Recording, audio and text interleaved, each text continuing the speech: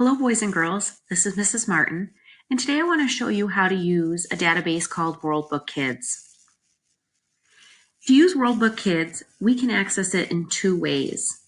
The first way we can access WorldBook Kids, and probably the easier of the two ways, is from our Hoover Elementary webpage. We can scroll down and click on the link for Clever.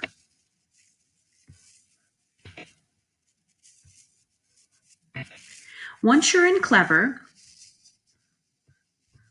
if you scroll down until you see Library Resources, there's a link called WorldBook Online. If you click on WorldBook Online, it will take you to the main WorldBook menu. The other way that you can access WorldBook Kids is by going to the Hoover Library page, clicking on Databases, and selecting WorldBook Kids. If you go this route, you have to enter in the username and password on the next screen. That's what's really nice about Clever, is that it skips that step for you and drops you right into WorldBook Kids. So I'm going to come back to WorldBook Kids, and I should take a step back and say that today I'm showing you WorldBook Kids, but WorldBook has lots of different products. We're going to be focusing on the icon with the balloon. That's the special section for elementary students. In a subsequent video, I'll show third and fourth graders how to use the next level up called WorldBook Student. But today we're going to focus on the kids section. So I'm going to click on the picture with the balloon. And this really nice front page is going to pop up. The graphic behind here is always really colorful and interesting, and it changes, I believe, every day. So when we're on this screen, we are going to focus our attention up here where you see the word search. Because when we come to WorldBook Kids, many times we're going to have a topic that we want to learn more about. And so we would type in our topic into the search bar in order to get started. So if I was doing a biography report on Barack Obama, I would type in his name, and then I would hit the green magnifying glass. That's the search button or the go button. And it says up here, it lists my search term. I'm going to be looking at articles, and there are 25 items. Now, that isn't to say that there are 25 articles all about Barack Obama. Typically, the first result is going to be the one that you're looking for. This first result is an article that's entirely about Barack Obama, and it's going to give us lots of background information about his life. But in the articles below that, they're not all about Barack Obama, but within the article, he's at least mentioned. So the second article, Michelle Robinson Obama, you might recognize that name. That's his wife. And so in that article, his name is mentioned. He's also mentioned in the Hillary Rodham Clinton article, probably because they ran against each other for the presidential nomination during his first, when he was first running for president. And as you go down the list, you might not recognize these names, but Barack Obama is mentioned in these articles, at least briefly. I'm going to scroll back up to the top because I really do want the article that's going to tell me all about him. If you look below the blue link, there's just a little bit of, not even actually a whole sentence, just the beginning part of the article. Please don't think this is everything. You have to click on the link to get to the entire article. One of the things that I've noticed when I'm using a laptop for WorldBook Kids versus the iPad, I notice on the laptop this picture appears very large, and it can be confusing to kids because they're wondering, well, where's the information? Where's the article? You have to scroll past that really big picture. I believe on your iPads it doesn't appear quite so big, and it might not be as confusing. Once I scroll past his picture,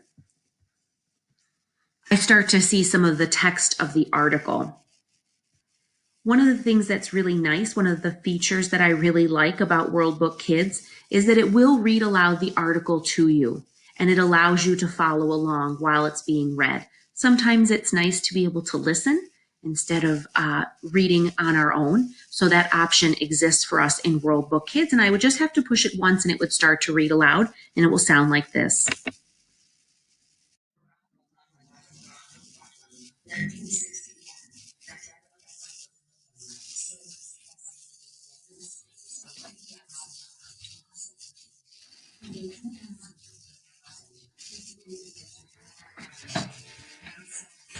And then when you want to stop the reading, you can just hit the sound button again.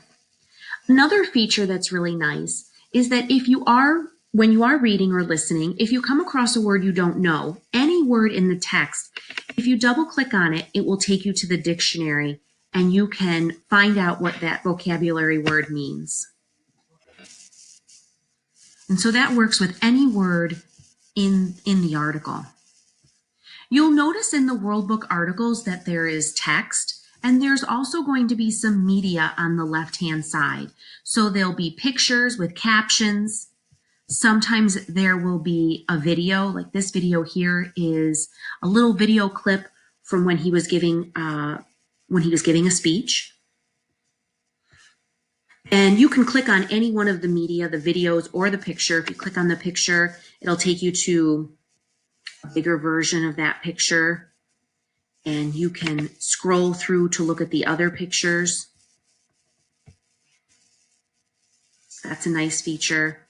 Click on the red X to exit out of that. As you scroll through, you'll see that there are typically several paragraphs about your topic. And then down at the bottom here, I'm not going to focus too much attention on this except to tell you that these buttons will link you to a more sophisticated version of this article. So this would link you to the student version of the Barack Obama article. So it will be more challenging to read and it will be more in depth. The orange button would take you to this article in Spanish. So it wouldn't necessarily be harder, but it would be a different language, which of course would be harder if you don't speak Spanish, but that's really geared towards our Spanish speaking students. And I believe this last part is the article in French. So if we come back up here to the top, the other thing that you might want to know about under the toolbar is that you can print this article and you can translate it into any language that you like. So for some of our students who English is not their first language, that button might be especially helpful because it will translate it into your first language, whatever that may be, if it's Arabic or Spanish or French. All right, if I want to go back to the main page, I'm going to click up here where it says WorldBook Kids. If I want to go back just to the results page, there's a back button here, so I'll show you that first. That'll just take me back one step to the results page, and I could read the article about Michelle Obama if I wanted to, or any of the others that appear.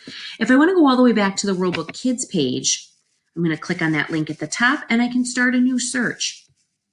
Lastly, there are some ways to explore WorldBook. They have some different buttons down here to take a look at.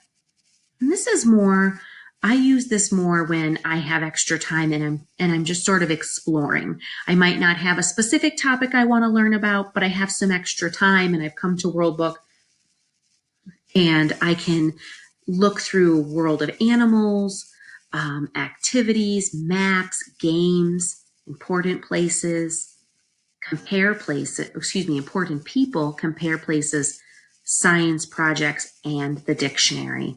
So if you come in on your own, you might want to take a look through some of these and see what's beneath all of these buttons, what interesting information is in there.